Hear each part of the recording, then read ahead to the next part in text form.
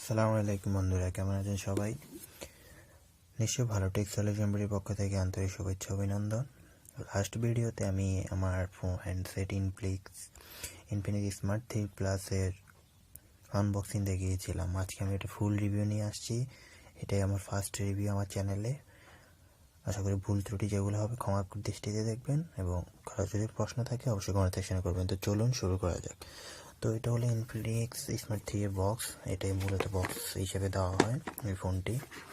এটা অফিসিয়াল একটি ফোন। এটা সম্পূর্ণ ডিটেলস আমি আজকে আপনাদের বলবো। তো চলুন আমরা আনবক্সিং করি।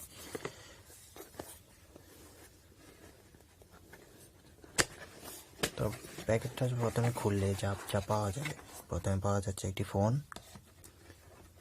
আমরা আগে ফোনটি নিলাম। ফোনটির সাথে মূলত ফোনটি আমি আগে আনবক্সিং করছিলাম, তারপর আমি জাস্ট দেখিয়ে দিচ্ছি। এই কভারটি ফোনটির সাথে দেওয়া হবে, যেটা সম্পূর্ণ ফ্রিতে, এবং ফোনটি এভাবে দেওয়া থাকবে। তার সাথে কী কী দেওয়া থাকবে বক্সে সেগুলো দেখাচ্ছি আমি।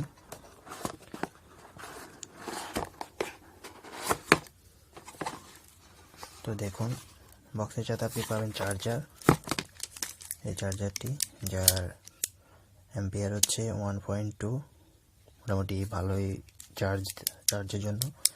তারপর দিবে একটি ইউএসবি কেবল, যেটা ইউএসবি বি টাইপ, একটি হেডফোন মোটামুটি ভালো কোয়ালিটির। তারপর আছে ইউজার ম্যানুয়াল সহ কিছু কার্ড। আর সবচেয়ে মজার ব্যাপার হলো এই ফোনের সাথে আপনি একটি গ্লাস প্রোটেক্টর, যেটাকে বলা হয়, এটা তো গ্লাস প্রোটেক্টর না, এটা একটি প্লাস্টিক প্রোটেক্টর দেওয়া হবে, যেটা প্রোটেক্টর হিসেবে আপনি ফোনের সাথে ইউজ করতে পারবেন, যেটাও সম্পূর্ণ ফ্রিতে দেওয়া হয়। তো এটা হলো মূলত ফোনের আনবক্সিংয়ের বিষয়গুলো। তো ফোনটা আমরা এখন চালু করব এবং এর স্পেসিফিকেশন সহ সম্পূর্ণ ডিটেলস নিয়ে আলোচনা করব। তো ফোনটি আমি চালু করলাম এবং ফোনটি কভার করলাম।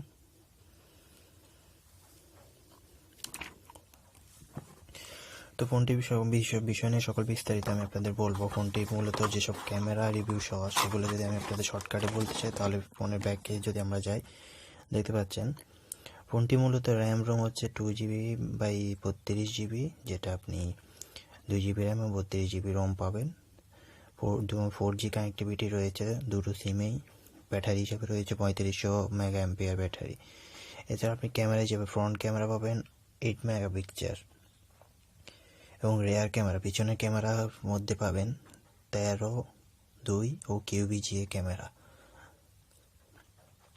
এছাড়া ফোনটির রেজুলেশন হচ্ছে 720p, এবং সেন্সর হিসেবে আপনি পাবেন G sensor, e-commerce, light sensor, proximity sensor, fingerprint সহ সকল বিষয়।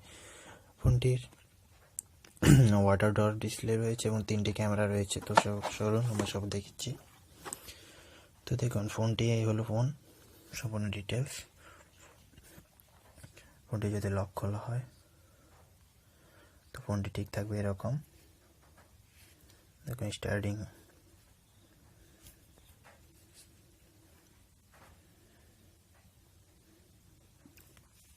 তো ফোনটি আমরা কিছু বিল্ড কোয়ালিটি দেখে দেখুন, ফোনটির পিছনে রয়েছে 3টি ক্যামেরা রয়েছে, এবং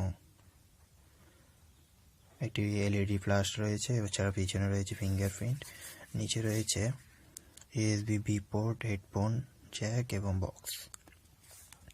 সামনে যদি আমরা দিই, এটা নচ, ওয়াটার নচ ডিসপ্লে। এছাড়া এর হলো ক্যামেরা।